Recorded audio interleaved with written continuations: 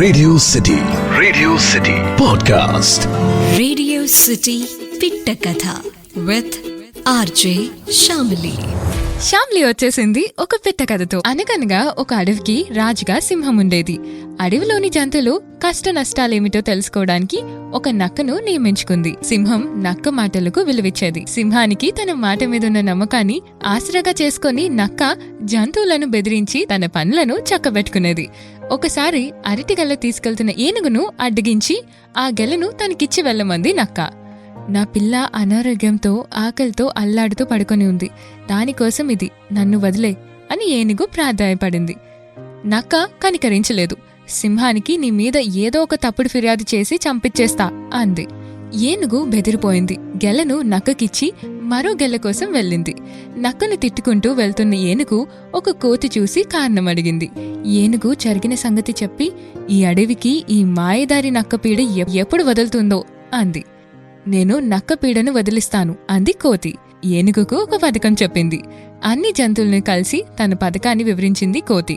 జంతువులు సంతోషంగా సహకరిస్తామన్నాయి. సింహం నీరు తాగుతుంటే చెట్టుపైనున్న ఉడతల్లో ఒకటి, నక్క మన సింహం రాజుని చంపి ఈ రాజ్యాన్ని పొరుగునున్న అడవిలోని సింహం రాజుకి అప్పచెప్పడానికి ఒప్పందం చేసుకుంటే నేను చూశాను అంది.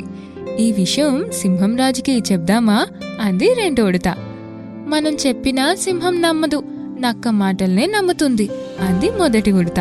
పొరుగురాజు అధికారాన్ని ఒప్పుకుంటే కానుకలిస్తామని వ్యతిరేకిస్తే ఫలితం ఎలా ఉంటుందో చెప్పడానికి నక్క పెద్ద కొండ దగ్గర సమావేశం ఏర్పాటు చేసింది, మనము వెళ్ళాలి అంది మొదటి ఉడత. ఉడతలు ఊహించినట్లుగానే ఆ మాటలు సింహం చెవిన పడ్డాయి. అది నక్క మీద కోపంతో ఊగిపోయింది. నిజమేమిటో తెలుసుకోవడానికి పెద్ద కొండ దగ్గర బయలుదేరింది. ఈలోగా ఒక ఎలుక నక్క దగ్గరకొచ్చింది. నక్కగారు, మీ గురించి సింహం రాజుకి చాడీలు చెప్పడానికి కలిసికట్టుగా వెళ్లాలని జంతువులన్నీ పెద్ద కొండ దగ్గర సమావేశమయ్యాయి అని చెప్పింది. ఎలుక మాటలతో నక్క పెద్ద కొండ దగ్గరకు బయలుదేరింది. అక్కడ జంతువులన్నీ సమావేశమై ఉన్నాయి. నక్క వెంటనే అక్కడున్న ఒక బండరాయి మీద ఎక్కింది. నన్నే ఎదిరించాలని చూస్తారా? నన్ను సింహం ఏం చేస్తుంది?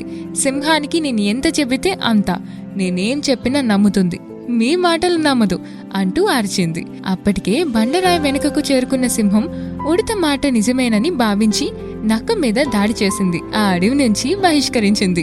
నక్క ముక్కుతూ మూలుగుతూ ఆ అడవిని వదిలి వెళ్లిపోయింది. నక్క పీడ విరగడైనందుకు జంతువులు సంతోషించాయి. ఇలా చాడీలు చెప్పేవాళ్ళు ప్రతి ఒక్కరు ఉంటారు, ఆఫీస్ నుంచి ఇంట్లో దాకా. కానీ ఒక విషయం గుర్తుపెట్టుకోండి, ఎప్పుడూ ఒకళ్ళదే రోజు అయిపోదు, మనకు కూడా ఒక రోజు వస్తుంది. మన గురించి వాళ్ళు తెలుసుకుంటారు. ఎవరైతే ఇలా చాడీలు చెప్తారో లాస్ట్ కి నక్క బ్రతికే ఉంటుంది. Radio city. శ్రీకృష్ణుడు సుధామ చిన్ననాటి స్నేహితులు. కృష్ణుడు వృద్ధి చెంది పెరిగి సంపన్నుడైనాడు. కాని సుధమ చిన్న గుడిసెలోనే తన భార్య పిల్లలతో అవస్థలు పడుతూ బతుకుతూ ఉండేది. చివరికి పిల్లల ఆకలి కూడా తీర్చలేనంతగా బాధపడుతూ ఆ గుడిసెలోనే ఉండేది. అంతా సుధామ భార్య కృష్ణుడి వద్దకు వెళ్లి సహాయం అడగమని సలహా ఇస్తుంది.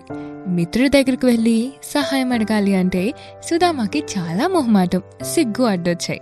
వాటిని పక్కన పెట్టి తెగించి ద్వారకాకి వెళ్ళాడు. సుధామ భార్య కృష్ణుడికి ఇష్టమైన అటుకులు చేసి ఇచ్చింది. ద్వారకా నగర వైభవాన్ని చూసి తెగ ఆశ్చర్యపడ్డాడు. రాజభవనం వద్ద ఉన్న ద్వారపాలకు చిరిగిన పంచి అవతారం చూసి లోపలికే పంపించలేదు. కాని ఈ సమాచారం అంటే సుధమ వచ్చి తన ద్వారం దగ్గర వేచున్నాడన్నమాట విని కృష్ణుడు చాలా ఆనందపడి చేస్తున్న పని ఆపేసి ఆత్రంగా పరిగెత్తి వచ్చి సుధామని ఆప్యాయంగా కౌగిలించి లోపలికి ఆహ్వానించాడు స్వయంగా. అంతేకాదు చాలా ప్రేమగా గౌరవంగా సుధామ కాళ్ళు కడిగి తన పక్కనే కూర్చోబెట్టుకుని చిన్ననాటి మెమరీస్ అన్ని తలుచుకుంటూ ఇద్దరు హ్యాపీగా మాట్లాడుకుని అన్ని కబుర్లు చెప్పుకుంటున్నారు. అంత గొప్ప ఉన్న రాజు శ్రీమంతుడైన శ్రీకృష్ణుడు తాను తెచ్చిన అటుకులను ఇవ్వడానికి సిగ్గుపడి వెనకే దాచేశాడు సుధామ. ఎందుకంటే ఆయన ఎప్పుడు కూడా ఆయన ప్లేట్ నిండా ఎన్నో వెరైటీస్ ఫుడ్ ఉంటాయి. మరి ఈయన తెచ్చిన అటుకులు ఏం సరిపోతాయి? అసలు తీసుకున్నా తింటాడా అని ఒక డౌట్తో సందేహంతో సుధామ అసలు దాన్ని ఇవ్వడానికి కూడా ఇష్టపడలేదు. కానీ కన్నయ్యకి అన్ని విషయాలు తెలుస్తాయి, అన్ని గమనిస్తారు కదా. సో అలానే ఈ విషయాన్ని కూడా గమనించారు. అడిగి మరి చేతిలో తీసుకొని మూట విప్పి తినడం మొదలుపెట్టాడు. శ్రీకృష్ణుడికి ప్రేమగా అండ్ ఆదరణకి సుధామ చాలా సంతోషించాడు. సెలవు తీసుకొని తన ఊరొచ్చేశాడు. వచ్చేసరికి అతను గుడిసెపోయి మంచి భవనం, పిల్లలు భార్య మంచి దుస్తుల్లో ధరించి కళకళలాడుతూ కనిపించారు. తనెంత అదృష్టవంతుడో అనుకున్నాడు సుధామ. నోరు తెరిచి ఏం చెప్పలేదు, సహాయం అడగలేదు. అయినా కృష్ణుడు తెలుసుకొని తనకి ఏం కావాలో అది ఇచ్చేశాడు. ఇదే నిజమైన స్నేహం అంటే అని అనుకొని మురిసిపోయారు. దీని ద్వారా మనకి తెలిసిన నీతి ఏంటి అంటే, నిజమైన స్నేహితులకి అంతస్తు పని లేదు. నిన్ను హాయిగా ఉంచటమే వాళ్ళ కర్తవ్యంగా భావిస్తారు. ఇదే కదా నిజమైన స్నేహం అంటే. ఎప్పుడైనా మీ ఫ్రెండ్ ఏదైనా అడగండి, నేనున్నారా అని ముందుకొస్తారు. మనం ఎప్పుడు కూడా చిన్నప్పటి నుంచి మనకి ఏది కావాలి అన్నా, ఆఖరికి మనం రాసుకునే పెన్ దగ్గర నుంచి వాడే బైక్ దాకా, ఎక్కడికైనా వెళ్ళాలన్నా, డబ్బులు కావాలి అన్నా ముందుగా గుర్తొచ్చేది ఫ్రెండే. ఇంకా ఇంట్లో వాళ్ళని అడగడానికి మొహమాట పడతామేమో కానీ, ఏదైనా ఖర్చుండి ఫోన్ చేసి అరే హలో అనగానే చెప్పరా ఏంటి ఏం కావాలి అని వెంటనే అట్నుంచి రిప్లై వస్తుంది. అంటే మన ఫ్రెండ్కి కూడా మన వైబ్రేషన్స్ తెలిసిపోతాయి. మనం నోరు తెరిచి అడగాల్సిన అవసరం కూడా ఉండదు. కొన్నిసార్లు వాళ్ళే తెలుసుకొని అన్ని ఏర్పాట్లు చేసేస్తారు. నిజమైన స్నేహితుడు మన వెంటే ఉంటాడు. మనకి కష్టం వచ్చిందని తిరిగి వెళ్ళిపోడు. మనకి కావాల్సినవన్నీ తెచ్చిపెట్టిస్తాడు అడగకుండానే. మనకి ఏదైనా ఇష్టమైతే అది పొరపాటున వాళ్ళ ఇంట్లో చేస్తే పట్టుకొని పరిగెట్టుకుంటూ మన దగ్గరికి ఒక బాక్స్లో మరి తీసుకొని వస్తారు. ఎప్పుడైనా ఆలోచించారా, మన ఇంట్లో ఏదైనా స్పెషల్ చేసినప్పుడు అరే ఇది నా ఫ్రెండ్ తింటే బాగుండు అని ఒక్కసారైనా వాడిని తలుచుకుంటాం. తలుచుకోవడం ఏంటి, వాడి కోసం ఒక బాక్స్లో పెట్టి జాగ్రత్తగా పెడతాం కూడా.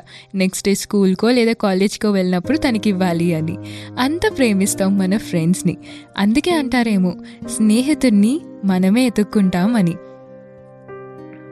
మనకి నచ్చిన వాళ్ళని, మనలా ఉండే వాళ్ళని, ఎంతో మంచి వాళ్ళని స్నేహంతో మనం ఏదైనా సాధించవచ్చు అనిపించట్టు ఉంటారు. ఎవరినైనా ఎప్పుడైనా కదపండి, మీ స్నేహితుడు మీకు ఏం హెల్ప్ చేశారు అంటే ప్రతి ఒక్కరి దగ్గర ఒక కథ ఉంటుంది. నాకు జాబ్ రావడానికి నా ఫ్రెండే హెల్ప్ చేశాడు, నా పెళ్ళి జరగడానికి నా ఫ్రెండ్ హెల్ప్ చేశాడు అని చాలామంది అంటారు. అండ్ నిజంగా తెలుసా, ఎంతోమంది ఫ్రెండ్స్కి జాబ్ రిఫరెన్స్ ఇస్తారు, ఇంకొంతమంది ప్రేమలో హెల్ప్ చేస్తారు, ఇంకొంతమంది ఫినాన్షియల్గా హెల్ప్ చేస్తారు. నాకు తెలిసి కూడా ఒక ఫ్రెండ్ ఉన్నాడు, ఎప్పుడైనా సరే ఏ సహాయం కావాలన్నా మొహమాట పడొద్దు అంటాడు. కానీ మనకి మొహమాటం అడ్డొస్తుంది కదా. ఎప్పుడైనా ఫోన్ చేసి హలో ఇలా అవసరం ఉంది అనగానే టక్కున ఏంటి ఏమని కూడా ఆలోచించకుండా వేసేస్తాడు. మళ్ళీ దానికి తిరిగి మనం ఇచ్చేస్తామా లేదా అన్నది కూడా ఆలోచించరు. అలాంటి గొప్ప స్నేహితులు మన జీవితంలో ఉండడమే మన అదృష్టం. Radio city podcast.